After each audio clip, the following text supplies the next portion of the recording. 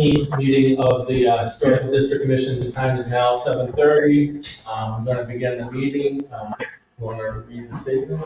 Yeah, so please note this meeting of the Pembroke Historical District Commission is being available to the public through a recorded video and audio broadcast available on Comcast Government Access, Channel 9, and YouTube channel Pembroke Meetings LS, and being recorded for a broadcast of future date.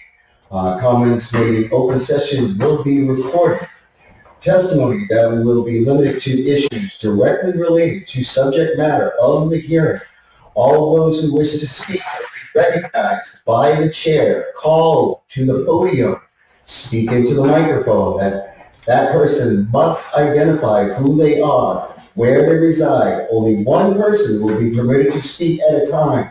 All discussions will go through the chair. All parties will be expected to conduct themselves civilly. Arguments between parties will not be permitted. Thank you.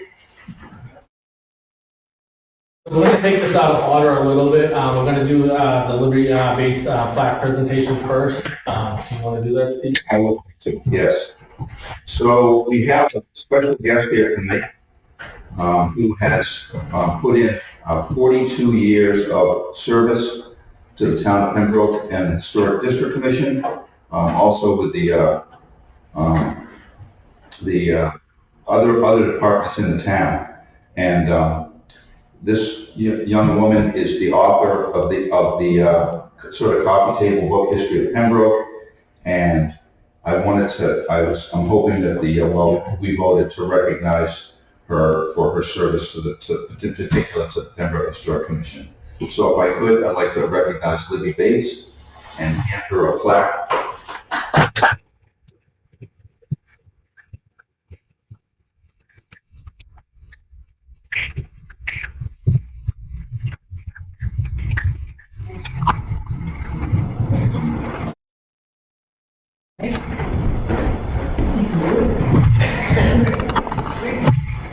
Thank you very much.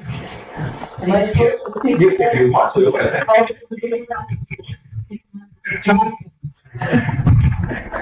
You get quiet. Libby, I don't know you. I'm Jay Flanagan. You understand that you've been here for an awful long time. You did a heck of a job. Thank you. Thank you. Thank you. It was a labor of love. They were most of the time, right? I won't answer that. Oh, sure. So, Thanks again, Lou. thank you, Libby. Yes, thank you. So the next thing up on the discussion is the history of the Bethel Chapel, and Bob Monk wanted to speak about that. Thank you. Reverend Bob Marsden, speak about the name. Coincidentally, I'm here and Libby is here the same night. It's pure coincidence. But I want to talk about the history of Bethel Chapel and how the town came to obtain the chapel. Many, many years ago, which Libby's child was a baby, Libby came to me and said, can you go and try to figure out who owns the Bethel Chapel? The town would like to preserve it. It's falling apart. There's been fires and vandalism and death. And town council, probably 30 years ago, said it's going to cost at least $10,000 to figure that out. Can you go down to the registry of deeds and poke around? So I took the challenge, went down to the registry of deeds with some names and couldn't find much. So then I said, I'm going to go to the probate court. So I went upstairs to the probate court to see some of these names, who had died, is it some trail or something. And as I'm going to the old building, through past people's desks, and I knocked over a tray of cards from somebody's desk. It's horrible. I started looking through records, and when you look into probate records, you have to sign in, name, phone number, and so on. And lo and behold, there was some names, and then there was a phone number of some woman. And she said, oh, one of the last trustees of the Bethel Chapel is still alive. He was very young at the time when he came on board, and he lives on Water Street. So I contacted this gentleman and went out to his house. I don't know if he went with me or not. I don't think he did. It's a little house on Water Street where they put that ugly cement blocks in front of the tiny house. And spoke to the man, and he said, yeah, I will agree to deed it over to the town under one condition, that you speak to Reverend Lester Wilson, who is still alive, 90-some-odd years old, in a nursing home in Randolph. And if he says it's okay, I'll say it's okay. So I'm not going to play this whole tape, but this is a recording of the meeting, because we wanted some proof at the time, and I've turned over a copy. You get a copy? It's at the library, and you can get a copy. I'm not going to play the whole thing because it's 15 minutes long, but I think you'll get the tenor and an idea of what the meeting was like. I think you can. Well, let me tell you what we want to do. Historical Commission. We are part of town government. And we restore the chapel. And make it a historical landmark. We'd like to fix it all up. Now, we have Mr. Rich.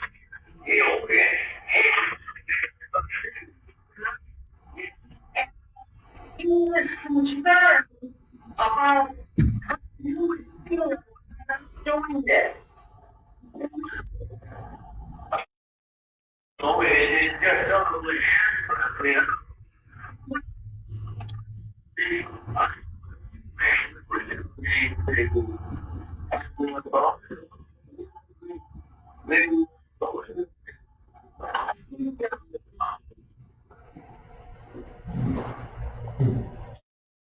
Goes on for 15 minutes. Liddy had a baby, her daughter was a baby at the time.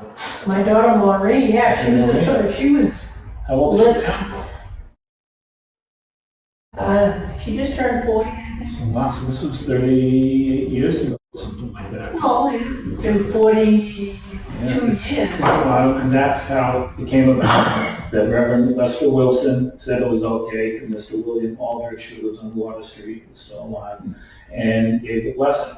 As a result of that, Pembroke Concrete donated the material for the septic system, so that Smith Excavating did installed it. I think Rob Lottahan did some painting on the outside way back, and that's how this came to be about. So was it burnt at the time? Was it burnt? Yeah, the fire. There was some damage. There was Oh, damage. yeah, the roof was gone, this wall was gone. It was a lot of work. As a matter of fact, they ended up taking the rest of the roof off because it was so badly damaged. And then they knocked this wall down. The town paid for the funds, I don't think we call how we got the money. Specifically that money, I think it came from the town. I mean, all the money we spent on this building has come from the taxpayers. So that's how it came to be. That's how it Liddy came and to be. myself and some other people And and community involvement. So that's what you folks are.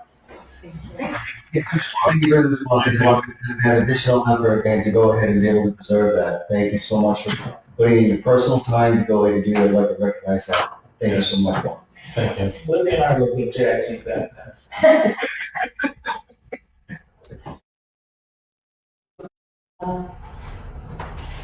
how do you describe on opposite sides of the political fence? We put Probably we still put have. stickers on her Cadillac when she was driving Barney Frank around town. Yeah, I recognize that what you just said. And that is just awesome what you said. You said on opposite sides. We had You have a common goal. We work together for that common goal to get the job done. Congratulations. That's what you do. you know, we probably threatened each other a few times along the way. But at the end of the day, Yeah. there was. They did a newspaper article about us on that section of Patriot Ledger, holding two signs, and still friends even though we're on opposite. And it was somebody else say that. Community government, I don't, you know, that's my opinion, I've told you that a million times. And you and I are certainly an absolute fences, but I don't think they belong in the community. This is a community, and we should do something to this community. Yeah. That's why. All right, thank you, Bob. We wanted to vote on the meeting minutes from February 6th. You got it?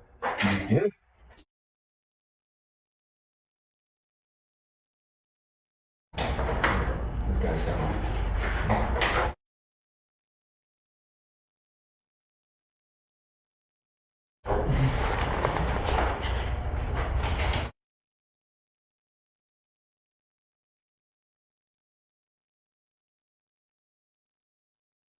Is that pretty dangerous?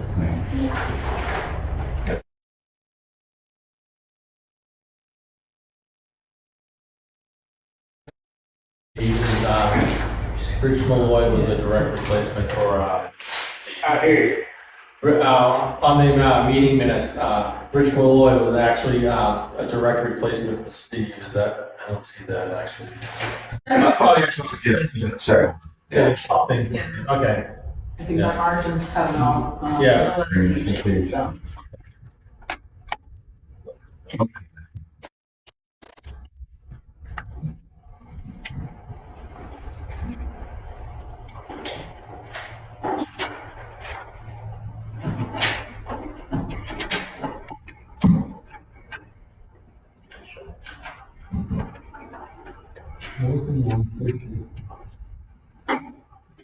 The old business, you have the third page, Scott?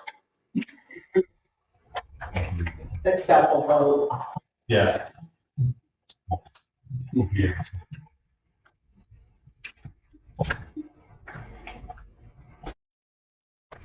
Anyone have any questions? Can I get a motion here? I make a motion to accept the minutes as written.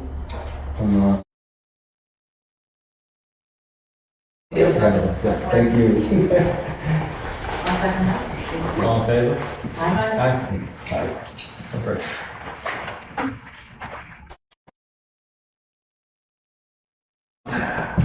So, we're gonna have a discussion on the Turner House. This is just a discussion on different ideas, to see if we can narrow something down. We're not doing any voting on anything, we're just having an open discussion on this. The Housing Authority would like to take ownership of the Turner House. Do you want to speak on that? Sure. I'm the vice chair of Pembroke Board. I've been vice chair for 6 years. I've also chaired the zoning board of the town for 10 years, and I've been involved in property management, historical restoration my whole life. But the other Turner House has been a subject of lots of conversations, lots of discussions. In one hand, it's sort of important, and on the other hand, it's sort of iconic. And so the question is, what do we do? But to me, if you're going to talk about historic any kind of preservation, it comes down to a few very basic principles. One is, what is the use of the property, of the building, whatever it is? What is the use going to be? Who is responsible for the property? Who maintains it? Who manages it? So to me, those are the issues that I think need addressing in terms of looking at the property like that. The town bought that parcel for the purpose of the public safety building. That house was there at the time. The town knew that it was there, and a lot of time and effort was spent with the public safety committee to include the relocation of that building within the site, so that the building could be built, or the house could be moved. But that's as far as really that went, because there's still a notion of who's responsible, what it's used for, has been subject of lots of discussion. So there was a discussion around sort of housing uses of a building like that, and unfortunately, the building itself is not big enough to really entertain some kind of housing use itself.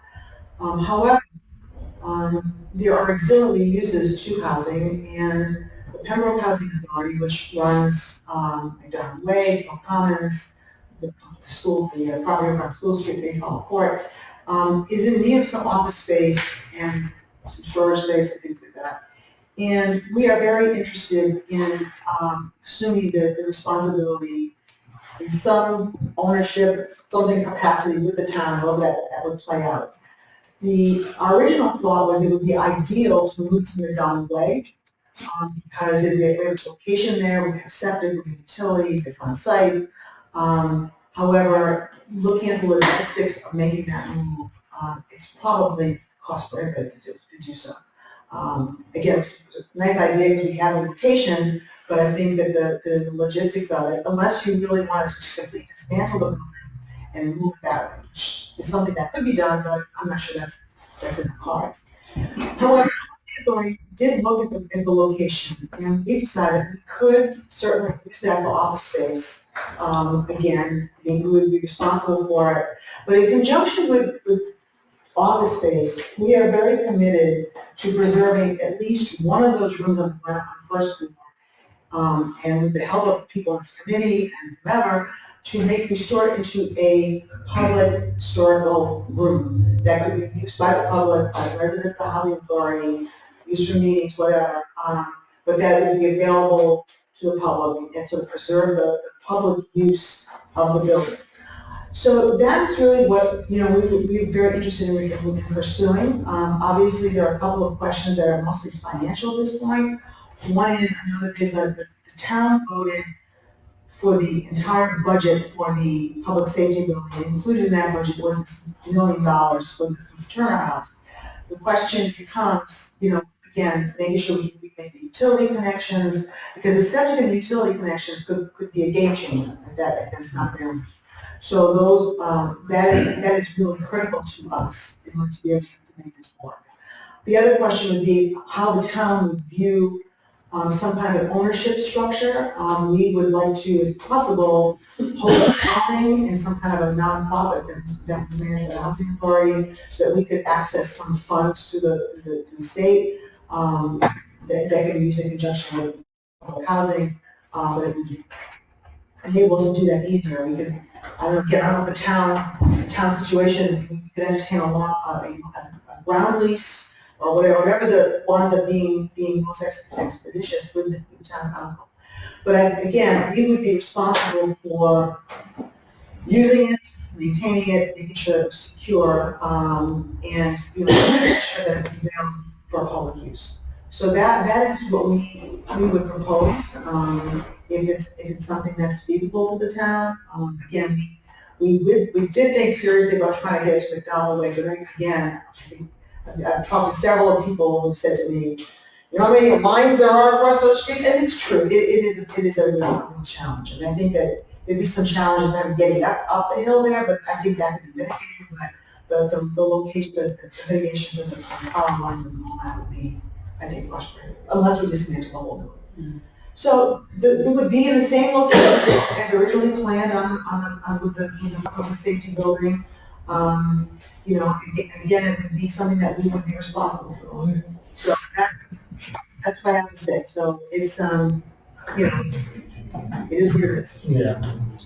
Question? Sure, come on.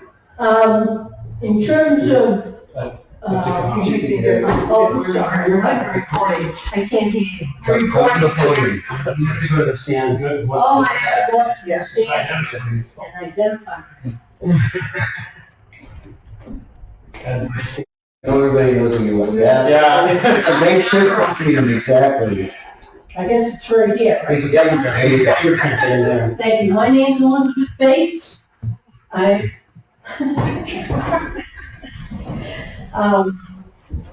was a member of this committee for 42 years, chaired it for most of those years.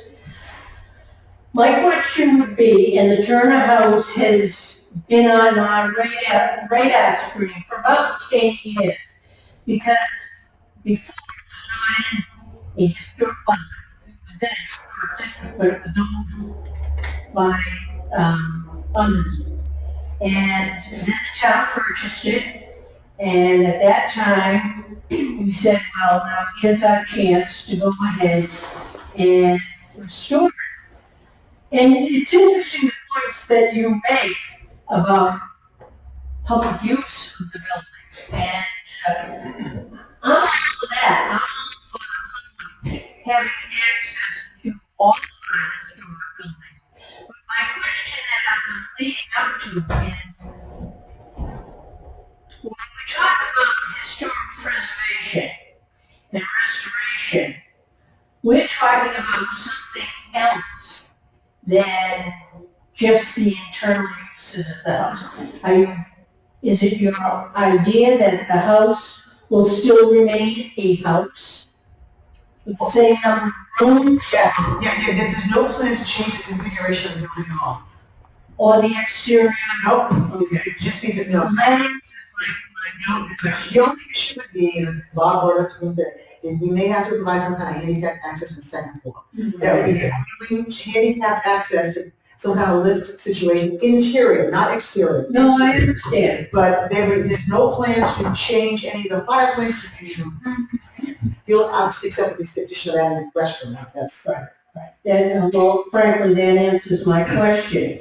And you have been searching for an appropriate use for a building that we searched for a long time. We kind of put that in the second tier project, that particular project. I've been in town since 1979, and that house has been privately held for most of those years. So no matter what we could do, other than we do have jurisdiction over any kinds of exterior changes to the building and so on. And I'm going to teach you to death with this because you probably know it. But that was my question, and that is my main concern, would be that it was not being saved as a historic building. So, Right, no, it would be. okay, thank you. You're welcome.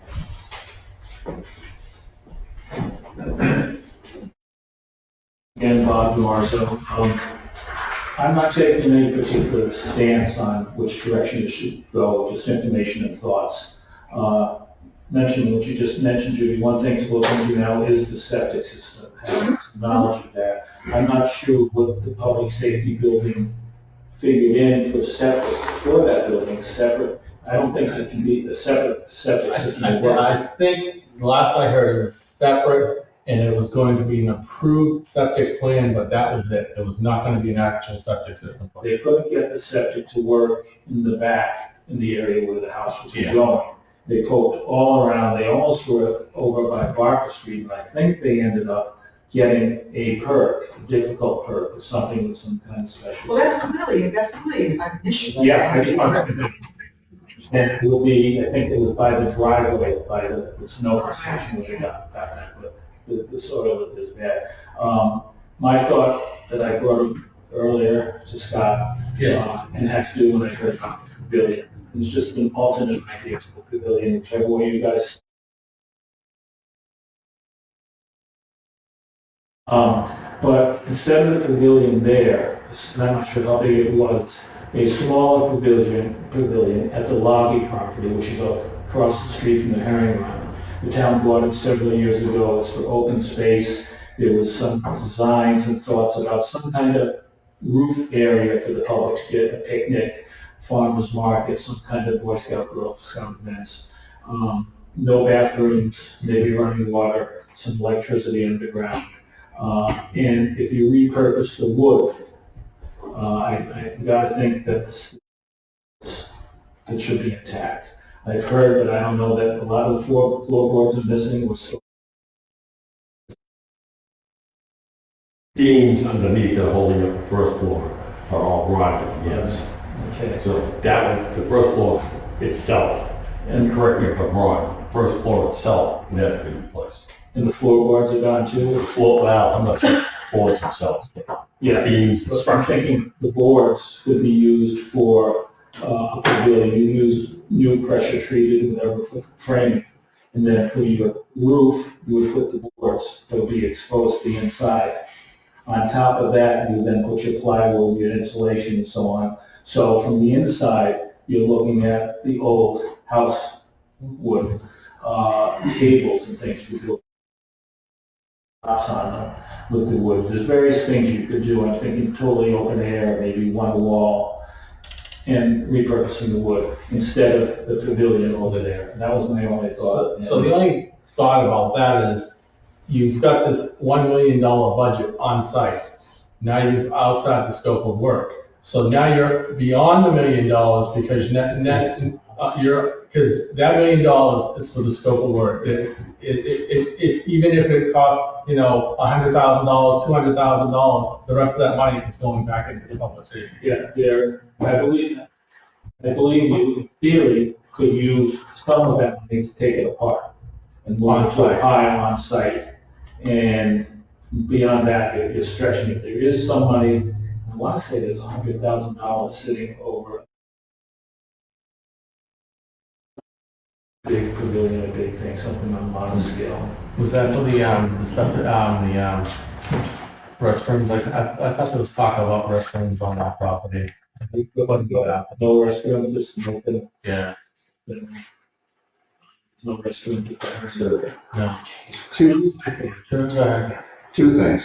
First of all, I think Bob's right about septic and Judy. I went to the water department and I have actually been my own. So the reason the property was condemned was septic. The town spent lots of money litigating with I think it was the Benson, but I'm not sure. Whoever owned the property, trying to get it, it might have even been before that, but at any rate, that was why the property was condemned.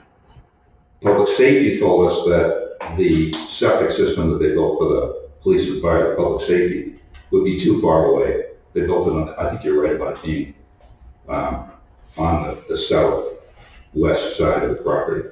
So that's going to be a problem. I don't remember. Mr. Chenard had contacted the Department of Health though, could there be a plan for a separate tight tank?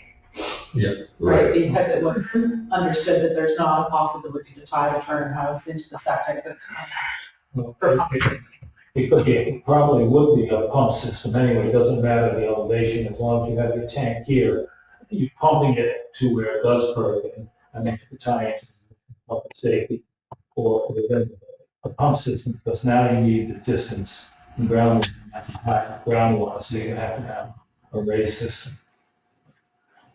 I also want to pavilion idea, and I think that having any of that, I think you're right, having any of that would expose. I was looking at the work you did, Chris. I watched that meeting online. I think any of that, 18th century wood exposed to the air is going to fall apart pretty quickly. Even if it's in perfect shape now. I think that would be tough. And while I have the floor, one more thing before we leave this, I was wondering if we have a architect that may be familiar with moving buildings. What do you think that the possibility of moving that building a quarter mile up the street would be? That do you think that cost prohibitive statement that we've kind of all bought into is correct?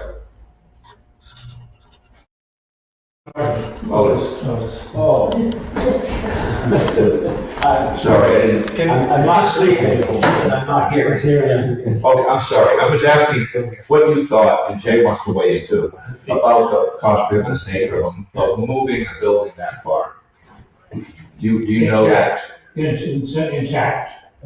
Right. I mean, I'm thinking there's a big hunk of concrete on the north side that I don't really know why it's so big. There's a chunk of concrete on there's like a porch on the north side. Is that even part of the loop? I don't know. I think it would have to be taken out. I think the wood frame would be easy thing to move, but masonry, you couldn't move that long. Have you seen the brick? Yeah.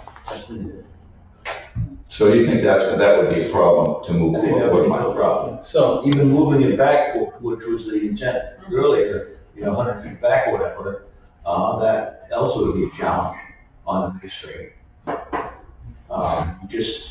know I've heard a lot that contractors say, oh, we can stabilize it, we can tie it together and all that. And maybe you can, but it's a big challenge to move masonry. I have a question. Have you talked to the town at all about this, the latest, the housing authority using it? How, Well, I can't do that. I'm wondering if we give it a month, talk to Bill. Yeah. And see if it's even, it's something they're willing to do, because if it's something they're not willing to do and it's a viable use, then what are we doing? Because there's no, because at that point, no matter what you give as a viable use, it's gonna be no. I agree 100%, because there are some questions, again, about the money that's involved in terms of the moving. This issue of the septic is critical, because like I said, if we could move it, we have septic. We don't have septic here. So that's obviously a very critical piece in terms of, I mean, a tight tank, it's an office type or community kind of use, probably could do that, but again, that's a question. But then the other question, is the town open to this? And I told the town about it. He was interested in it, but again, it's going to have to go to the select board and things like that. So again, this is just a conversation. Yeah. And it's just to me, it was a way of finding some entity within the town that could be responsible for it, maintain it, use it, and solve the discussions. That was my, Town's gonna need to approve whatever. Absolutely. And if they're not willing to approve anything, then what happens? I agree. I mean, it's not our decision, it's the town's decision. Yeah. And I'm very well aware. The big question that I have on that is, you go ahead and talk to the town manager, talk to the select board, okay, that's great, everybody's still on it, but how do you, the town's gonna still vote on it? The warrants are closed. I think I can answer that question. First of all, we'd have to go out to bid. You just can't give it to the housing authority. They're an independent body, no different than somebody here that wanted to lease it, so we'd have to go out some kind of bid. Nobody's gonna bid for it. I believe it's the 10-year lease or less, selectman and town manager can okay it. Beyond that, I think it needs to go to town meeting. And I'm 99% sure that would be the procedure. Well, the town council has to be, I don't, Yeah. And they there also- has to be. I mean, do you want People are interested in it, yes, but people are not interested in it, no. I mean, again, if people are interested in looking at that as an option, I'm happy to continue to pursue it. It seems like a legitimate use for the building, I think the first sort of town derived use for the building and interest that we've had, so I would be very interested in exploring it. So if we explore it, and then the town comes back and says no, then what do we do? Go back to square one. I mean, do we go along with the pavilion idea that we need everything unanimous to vote for? I mean, Excuse me, what's a pavilion idea? that Keep hearing this term thrown up. the last meeting that we had, we voted on to use parts of the building and make a pavilion on the site of the public safety. It's not preservation. No. No, Sure. Okay. So my name is Joe Chapman, I'm on West Elm, and I'd like to give a bit about a quick, I have 40 years of experience doing restoration work in maritime field, historic vessels, as well as historic buildings. In the architectural field, I work doing restoration of some major buildings in Boston and outside of Boston. We did a lot of historic preservation, readaptation, all kinds of stuff. And in the timber frame and wooden bulk building stuff, I worked in things that were considered derelicts and wrecks. And we put them all back together again and rebuilt them, sometimes 80%, 90%, but sometimes 20%.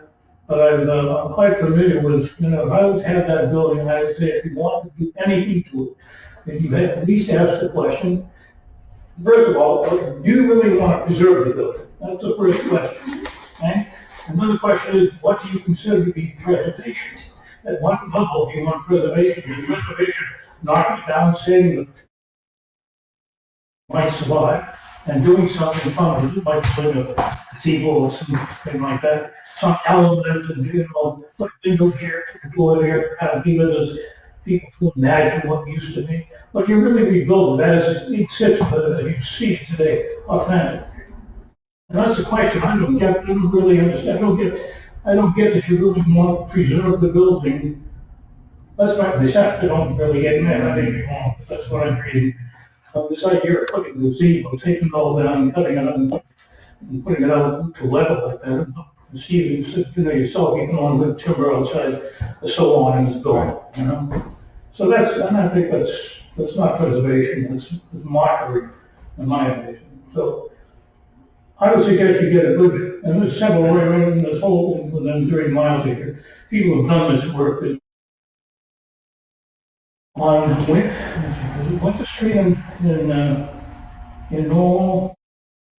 Yeah, it was Winter Street. They took a building down from Winter Street, and a big cross street, I can't even think of the name of the street. Took down the antique building, because they couldn't move the building, because they wanted to build his own mass on the property. So he said, well, they couldn't take it down because it won't issue of trying to move the building with all the telephone lines in there. So they had to dismantle the entire building, and they rearranged it with, put it on a brand new site, whole new site, and they built an addition on it. It's going to be a magnificent place. But still, they took the whole building apart, saved every brick and they could. Any timber that needed rehab, and they replaced it. So you need somebody who has that kind of experience and can talk to it about, okay, take that building, how do you take it down? What can you say, what can't you say? And if we put it up, if we have a place to put it up, how do we put it back up? And what about the base? Do we reproduce the base, or do we put it on a concrete slab? We put it on a concrete ground foundation. What do you do with capstone? You say, nah, you don't want to put capstone. Then you lose that part of the architect. You need those capstones to make that building stand above the ground as it looks. What happens, sometimes make it a little buildings. But if you want to keep that building as much more authentic as you can. Somebody said, well, timbers on the floor rotting out. That's a very small problem. You can go and you can get around timber like that from a forest. You're going to find right over here in East Hartwell, go cut your new timbers. And you just flatten them off with an ad or something like that. You put it in replacement, and you're done. You get the same effect you had in 1700 or 1800, and you just put it in there, get on with your work. Floorboard, the same thing. Find this rotten, either repair it, replace it, find some other use for this piece. That's what restoration is all about. You save every damn piece that you can and put it all back where you found it. That preservation, taking it down and cutting it up and putting it up in some kind of a silly little gazebo thing. You must have just not a bulldozer until they'll be done with it. Okay, that's my attitude. That's my 2 cents worth. Thanks,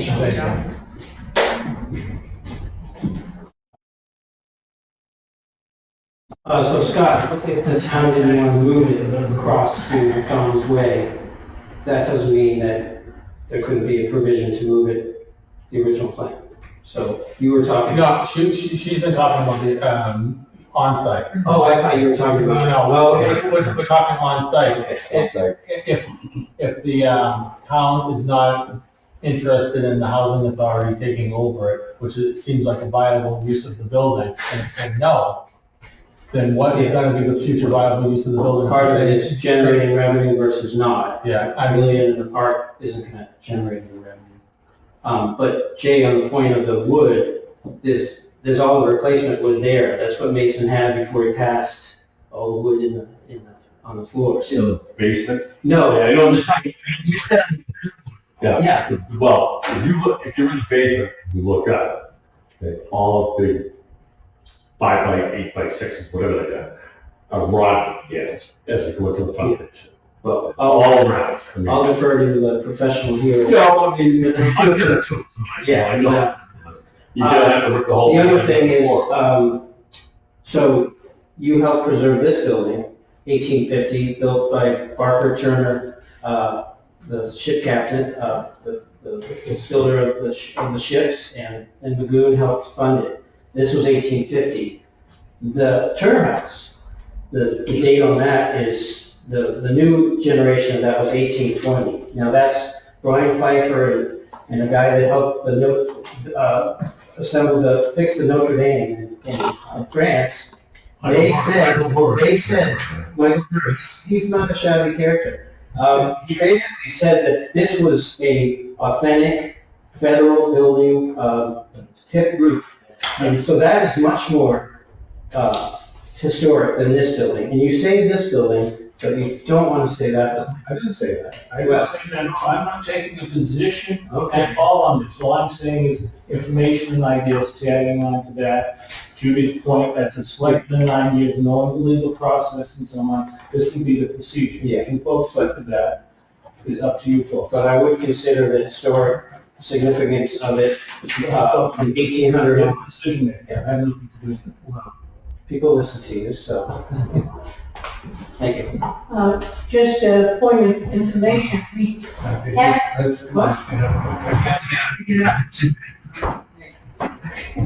Get off the couch. the town did spend $100,000 on that house. 150. So, I don't know where the 50 came from, but anyways. And the roof is new, and it's state of the art. So if you, depending upon what you're planning to do with all of these grandiose ideas that I'm hearing, remember there's been a lot of town money put into that building to save it.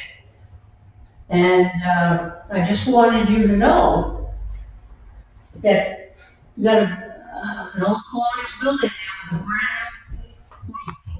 And goes from there. Thank you. somebody else said something. I just like to read something, into the record here. There was some discussion in the last meeting about the Turner House being a building like the other two buildings that we allowed to be torn down in Pembroke. And first of all, I don't know if people have seen this, but there's 67 buildings registered to the state as historic places from Pembroke. One of them is the Turner House. What year is that on the macros? What year did it have for the Turner House? The Turner House was registered, it's listed as 1760. Which is wrong. It's not. That's correct. Okay. And so what?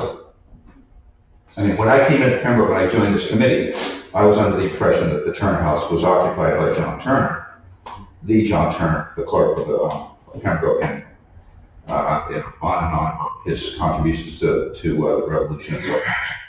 He probably did. Yeah, I'm sure he lived on the site, and that's been a discussion. There's a lot of talk around town about there's a falsehood about the Turner House not being connected to John Turner. John Turner lived on that spot. He oversaw the mill that was there. There have been mills there since the 1640s.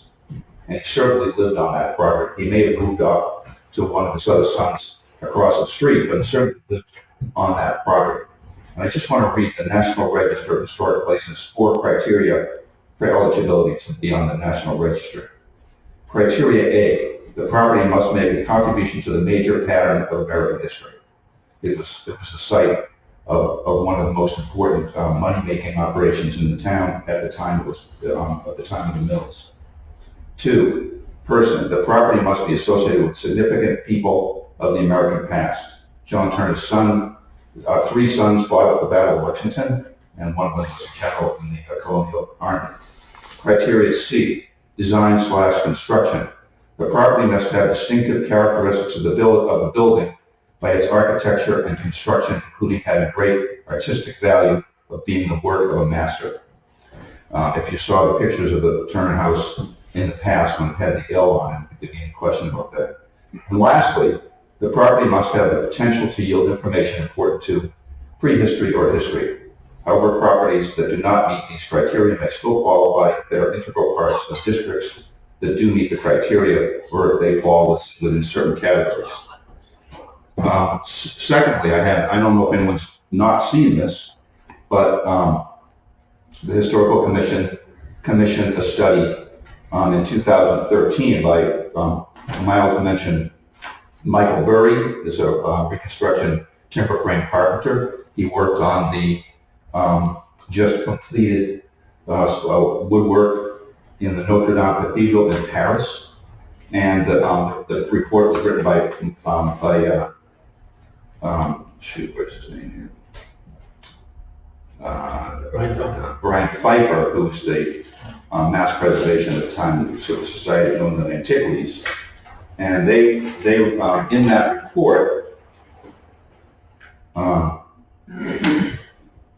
he talks about some of the significant features.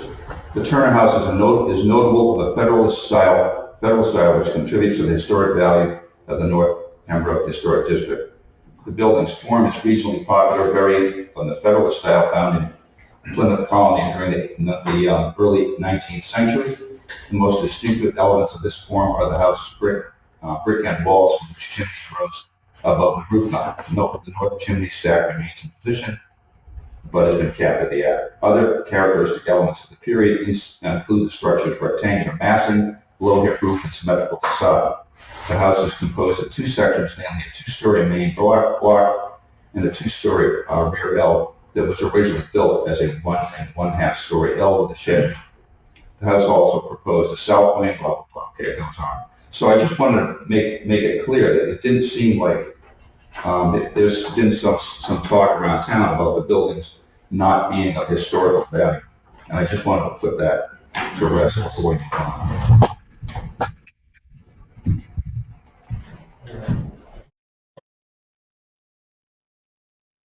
I'm Tom Portentoso on Old Cock Path Lane. I usually watch these meetings the next day online at like midnight because when I have the time to do so. But I heard Pavilion last week and my ears really perked up. I'm a Pavilion guy, but it hasn't thought. And I don't have a strong feeling for what should be done with the Turner House. Keep it, move it, or not keep it, because there's a jump start. I'm thinking about that by all of you and people behind me that extend far beyond what I've put into it. But should it get to the point where you decide that not keeping it is the way to go and using parts of it, I thought the idea of this particular pavilion maybe is too big a challenge. I had a phone call yesterday with Arthur Love. He's the architect with Previous. And of course, the Sylvester building, it has been parallel in my mind. I think the town expected and hoped that the Sylvester building would be a big part of Previties. And of course, as you probably know, it's moved, it's turned 90 degrees, dissected carefully, and 0% of that went in structurally into Previties, and 0% of Previties is structurally built from that building. So if you take parts, especially beams, from the Turner House, while you might want to use them, you're required to, of course, get them inspected and graded by a structural engineer, and we don't know what the outcome is of that. There's nobody in this room who can say whether or not a single piece of beam could be used towards a two-story pavilion. And the two-story pavilion has exponentially greater challenges than a one-story pavilion. I have a one-story pavilion, and I'm familiar with issues with building those or building structures. But building one high, especially one that looks like the scale would be approximately 16-foot vertical beams, you'd have to start with at least 20 feet, trim the ends to get 16 feet, and it looked like in that drawing that there were approximately upwards of 16 of those. I don't think you have a view on that property. I don't think you have 16-foot clean, inspected, graded beams to be able to build a essentially two-story pavilion. With that. The wind issue here in Pembroke, we have to build to 134 miles an hour. A really tall pavilion like that, I don't know who would put a stamp of approval on that. And then of course it's built with wood. As a taxpayer, I would expect that exterior projects should be built with as much low maintenance or no maintenance material as possible. But literally everything in the pavilion is structural and it's all wood. As a taxpayer, I kind of am not a huge fan, of that idea. And let's say, the pavilion, and Mr. Damaso brought a good idea, if a pavilion could be built, across the street or somewhere else. Of course, you've already identified challenges with that. The idea of using some things decorative, that's a neat idea. But again, I would go with something small and low because, like an umbrella, you wouldn't walk around with an umbrella at arm's length over your head. You get nothing from that. You don't stay dry. And if anybody's going to use this, you'd want it either to be kept dry or kept out of the sun, and a two-story pavilion to knock it like that. Even with a one-story pavilion, I lose up to 40% of its usable space due to rain or sun, and that's at 8 feet. At 16 feet, it's even a greater loss. So some big challenges there, and I just, not to be critical, because I'm appreciative of all the time and effort that goes into this. You're all grossly underpaid for this. But the idea and the niche, just looking at this particular plan, I'd have to vote against it. So respectfully, my thoughts. Thank you. I'll just weigh in here to say that I understand that when I saw that drawing, I had sort of some of the same thoughts, but I do appreciate the fact, Chris, that you put a lot of time and energy into coming up with some kind of that included pieces of the building, just from me. Again, everybody was at a deadlock. Let's be honest. Everybody was at a deadlock. You want to keep it, these people want to get rid of it. Let's find a compromise. I'm just not you. But the point is, we need to move forward. The time in the sand in the hourglass is now at the end. A decision needs to be made. So, here's the idea. Give it a shot. If it doesn't work, fine. No problem. It is what it is. But as far as, you know, if the historical part, if the name Turner is not on that house, it's coming down just like the 1758 house, just like the Fargus house.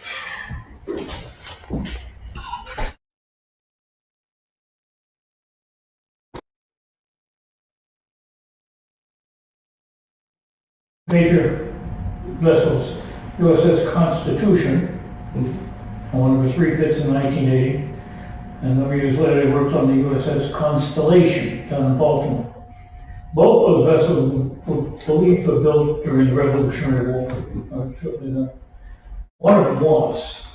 A Constellation was built at the same time as the Constitution. Nobody knew what ever happened to it. They just knew that it ran out of, it had its years, 40 or 50 years, whatever it was. It was taken into a naval shipyard. That was the last I heard of it. And then the next thing, a vessel, USS Constellation, not the second, but it was launched, ran smack into it. Everybody said, well, it has to be the old Constellation. It must have been taken all apart, saved the best pieces, put them all back together, made it, well, it's not exactly the same ship. And so when we would restore the vessel, there was a big argument. I mean, it went between some of the most noted naval architects and historians in this country for almost 10 years. And finally, one naval historian happened to walk in the Naval Academy into the modern dining room, and he took open the door into the half model on the door, and he looked at it and said, what does that say on this? It's a Constellation. He said, could it be the Constellation? Oh, let's take it down, take a measure. They took a measure, checked it against the original drawing of the vessel they had. He said, yeah, that's the real Constellation. Then they compared it to the Constellation they had. And it was a totally different vessel. So he said, wow, if that's not the real Constellation, we got to break it up. It's just too expensive.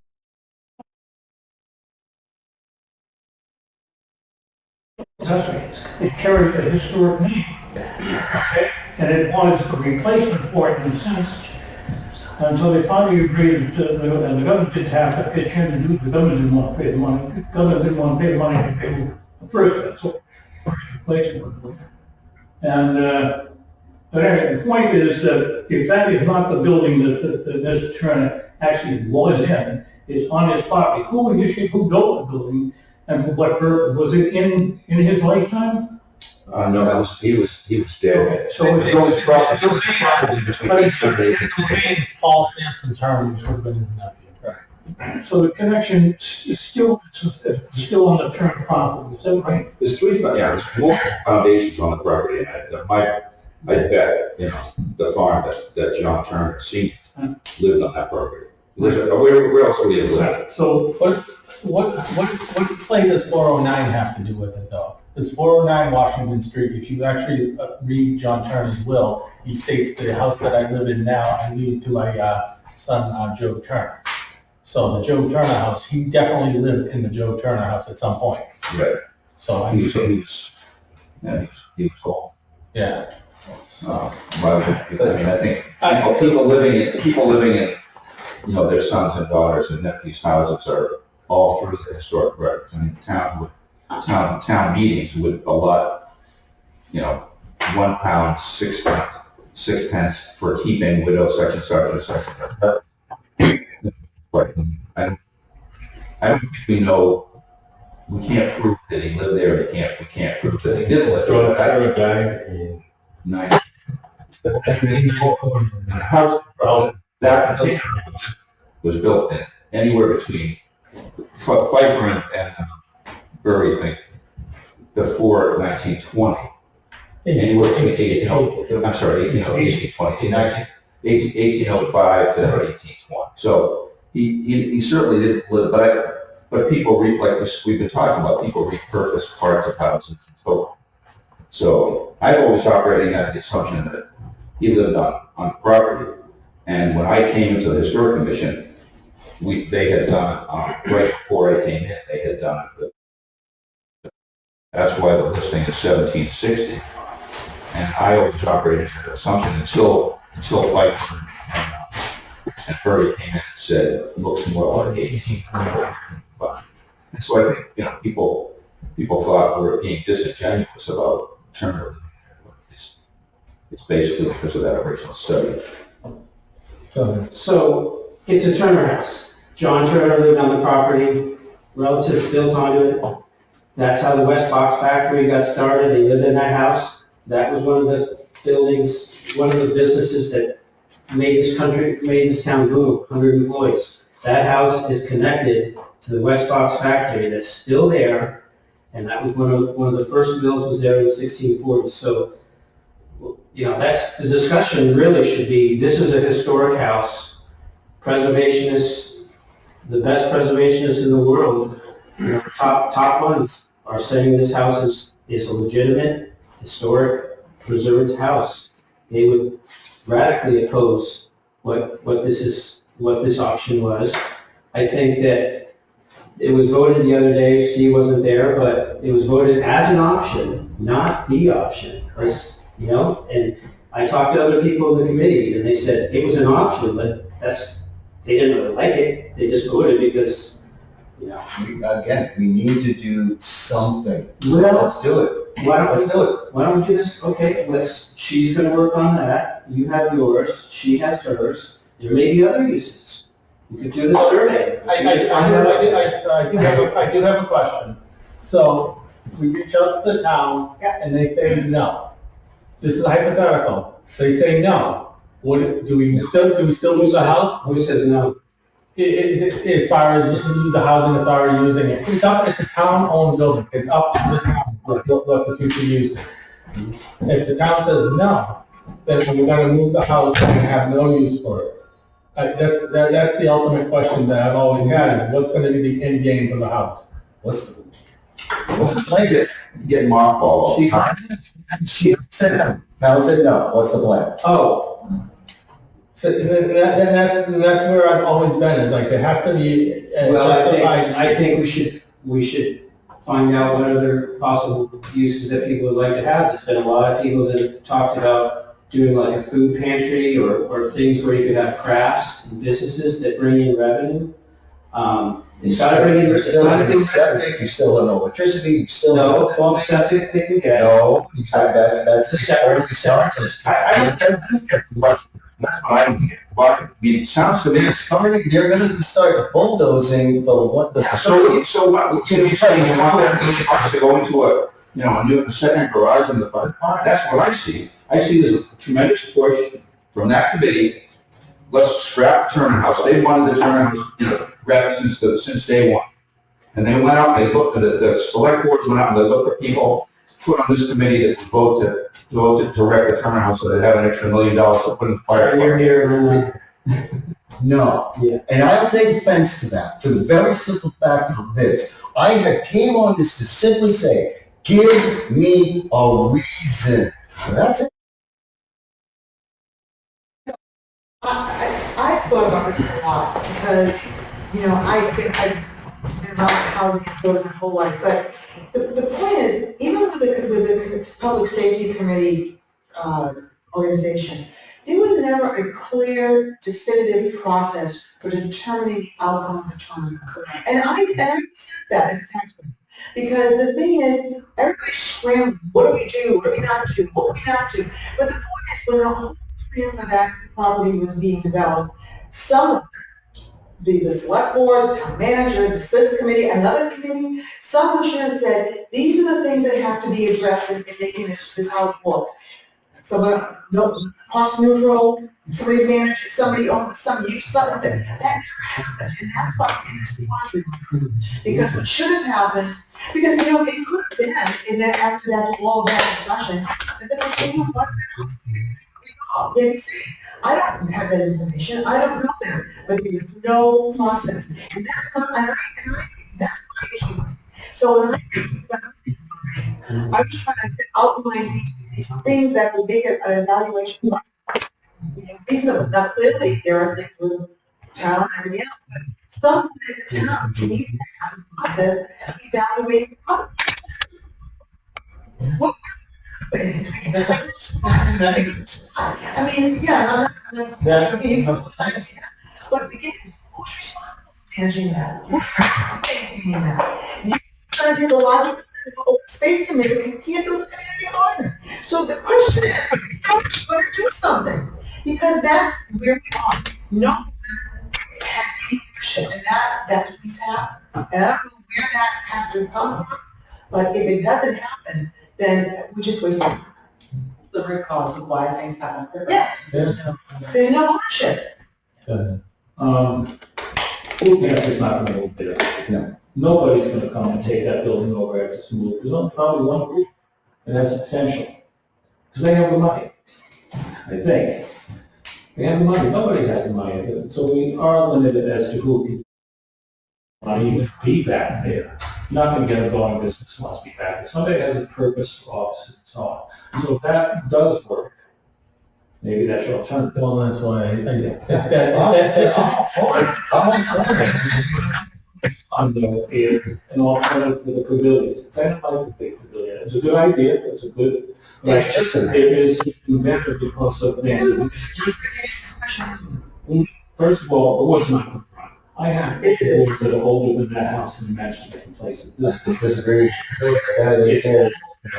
They'll become help restore the Constitution, and it's in the bullshit. And it's made of wood. Yeah, it's protected by a copper bottom, it's constantly painted and maintained, and when it rots, they have to restore the deck, they have to restore that, everything.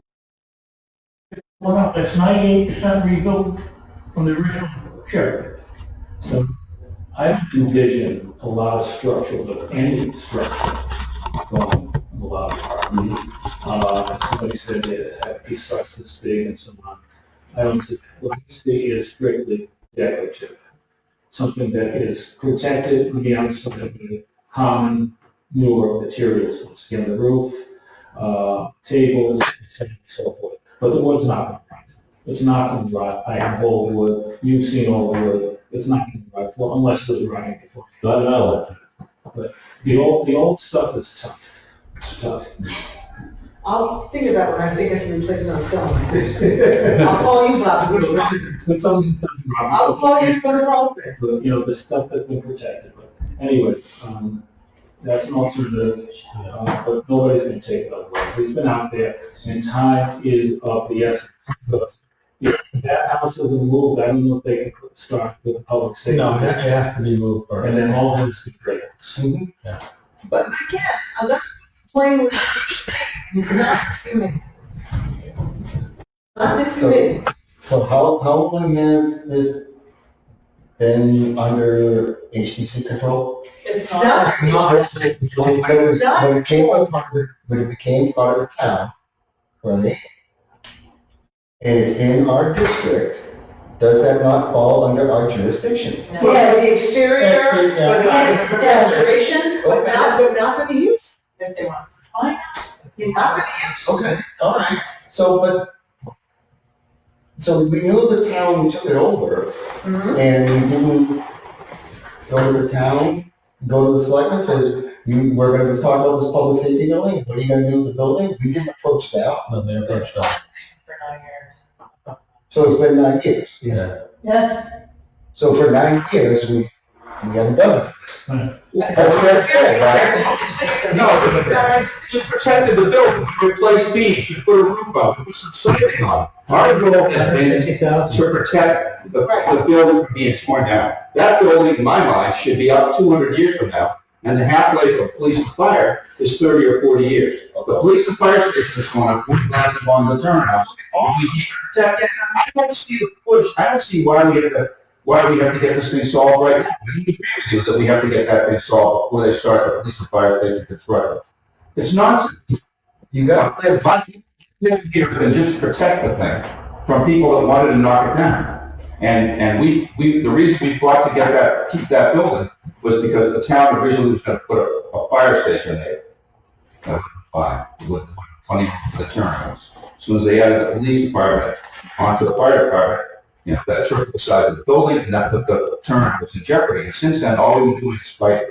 So your suggestion that, we've been just sitting on our hands for this time doing nothing. The building stands, the building has a roof, the building's protected.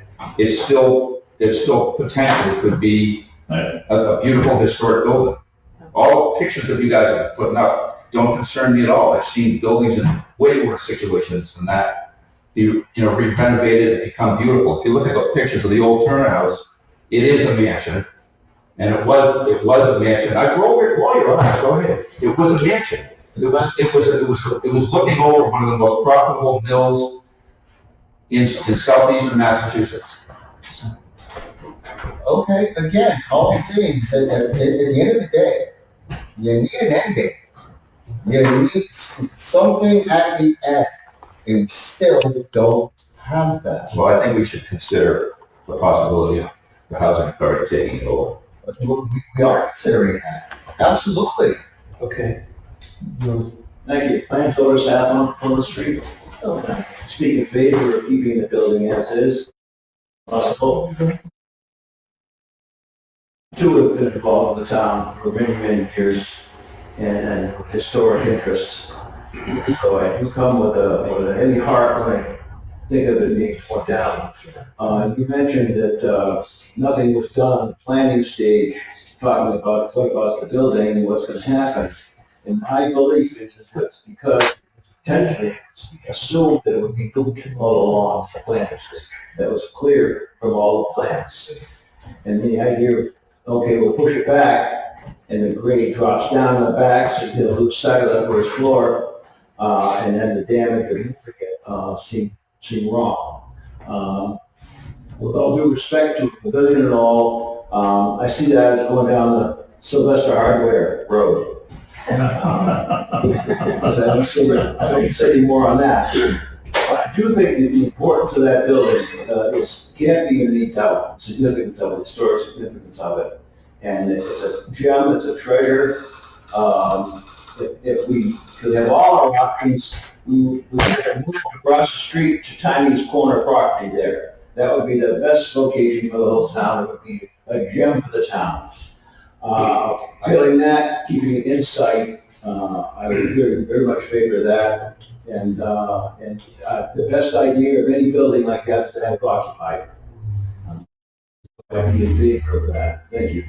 So to answer that question that you just proposed, David, you and I went out on that tour, 15 minutes after I left the state, I was talking with Tiny's property. No. Okay. I tried, I agree with you. It would be a perfect spot for it.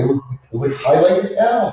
Absolutely. It would add so much to the town. But it's private, and the homeowner said no. So again, here we are again. Yeah. What is the end game? Anyway, I wouldn't give up on that corner lot, I'd still pursue it. But at the same time, we have a, interest in, a viable interest in having it used, occupied, and give us some life to it. I encourage that. Thank you. Thank you. Yeah. I don't want to get. Want to see my knee? No, it's okay. And I'm sure you can hear me. I taught school for many, many years. That building is only half of what it was when I went to town. If you were on the street looking at that building straight on, there was a huge addition off to the left. That was barns, and it had, I believe, finished rooms above it. But it was a much bigger building. They took that down because they tried to torch it. Like so many buildings, people trying to get rid of. But just, if you're not, be aware of that.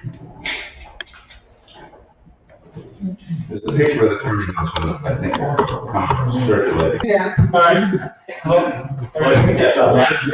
Everybody, I will pursue that with Ed, with Bill, and find out and see what the deal is. and I think we'll regroup, the first week in February. Hey,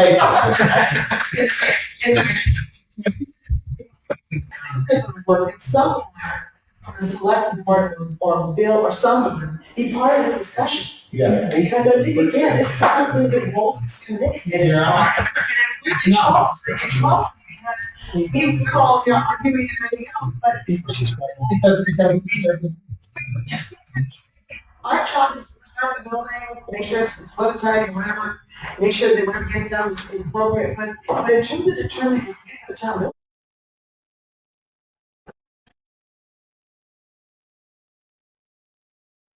Committee to, Well, that's another option. I mean, I think that's something that, needs to be thought about. But I think that there's got, again, this issue of ownership has to get on the table, and the ownership belongs to town hall. It can be helpful, but it belongs to town hall. One last comment. He's already done his wits end cards. He's going to fill the post, I don't know if he's had much time, but if he could find time, somebody with this background that speak to you people about that building, about the structure, about what we speed in and half a dozen times, I'm sure he's quite committed with it. And he could help to tell you what needs to be done.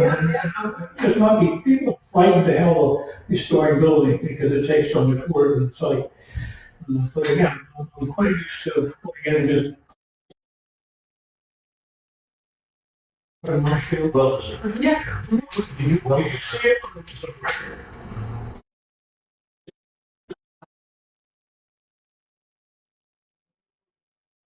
There is a beautiful. We got on that company, they're already sunk off its foundation by almost 2 feet, so it's kind of neat. I don't joke about it. Bowling ball around it. The roof was collapsing, the wall was falling out of it, the wall was falling out of it. The foundation was missing a little bit, and we just put wires through there and cables through there, they're all back together, tied it back up, and just started to build this, take this. And it's all nice and shingled, and the roof, a little bit nice and dry. And it's absolutely perfect. All the windows are broken down, so it can all be done. I can't tell you what the budget is for that thing, but I can tell you. Anything done with money. Well, yeah, it can, but it's also the town agreement, you know, who's gonna do this stuff. Not some of your folks, it's up to and they get these people who work from steel, and just come in and all things together, and you end up with something that, a general contractor will make a mess of this thing if he doesn't know what he's doing. No timber framing, no masonry, the whole bit, no history. That's what you need. Thank you. Mechanics. Exactly. You guys have any comments? No? We kind of went over the pavilion a little bit. I mean, we did have a unanimous vote on that, but I think Judy's gonna pursue the town and then see how that comes out. And then we might have to circle back about the pavilion definition. I think that's where we're at. If I could just weigh in, Billy, I think, I kind of like Bob's idea, because I think that back behind the police and fire would be a tough place for people to hang out. I mean, it is beautiful to look back through the, towards the meadow, through the meadow, which used to be the reservoir for the mill part. But, we had thought about asking for money from the state to get a walkway through there that would connect into the park. And so having another, if the pavilion is the only option, it might not be best to put it, right behind us. The only thing I'm scared of is that if you move